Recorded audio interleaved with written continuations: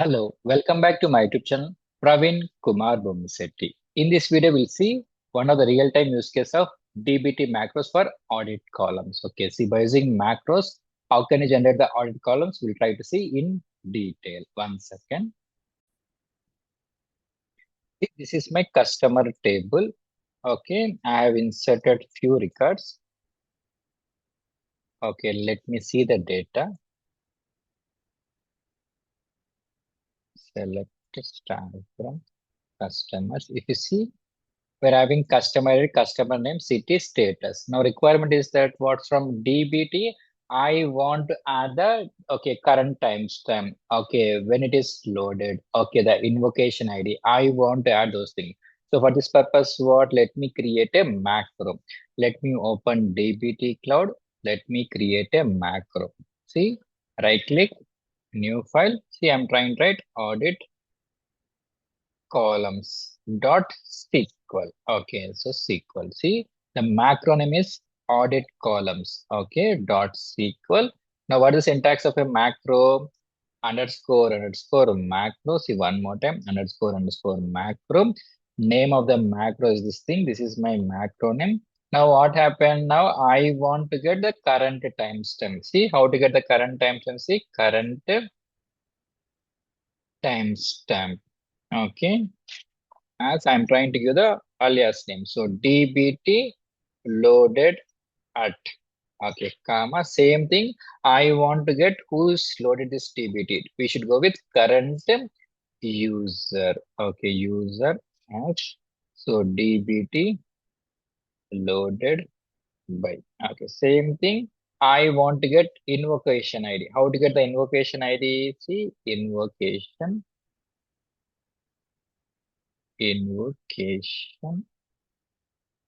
underscore ID, we should put in a single quote.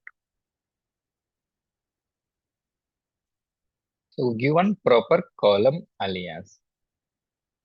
Yes, DBT invocation ID. Invocation ID. So see what exactly this macro contains.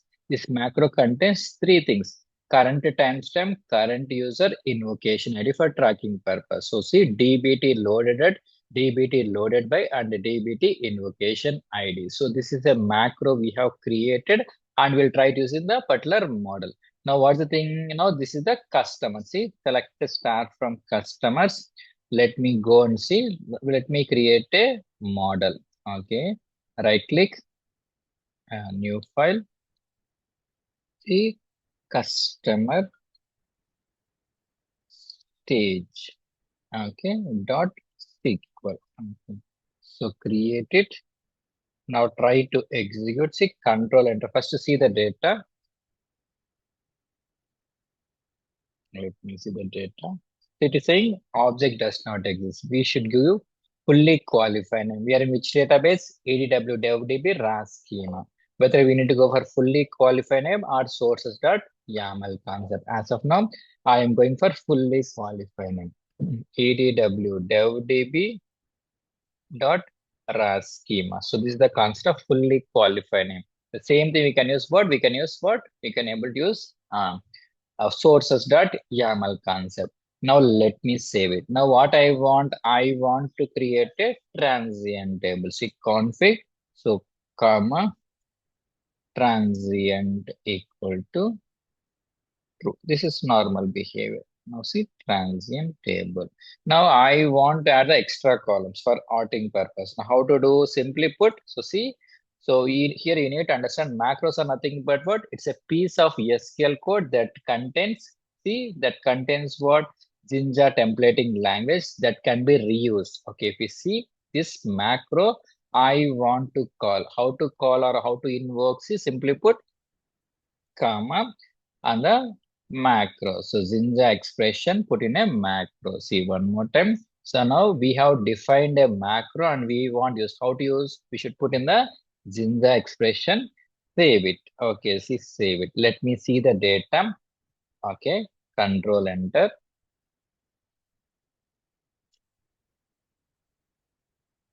See, customer ID, customer name. These are your table column. These four are These three are audit columns. When it is loaded, by whom? By the invocation ID. This is loaded current timestamp, Praveen Flow, invocation ID for tracking purpose. Now I want to get this object in Snowflake. Let me run the model. How to run? DBT run -m and the model name. See, customer underscore STGG. Okay. Now a transient table will be created in Snowflake. Okay. Let me copy the same thing. Let me go here. See, scroll down. Okay. See, fully qualified. Target database, target schema, go to Snowflake and confirm. So simple thing. Okay. So we'll use this one in real time. Okay. See, what's the purpose of macro? Define one time.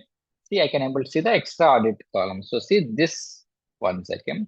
So this macro audit column macro can be used in multiple models, mainly for reusability. Define one place and use in multiple. So define one time and use in multiple places. Okay, hope this is clear. If you like the content, subscribe and share this channel. Thank you for watching.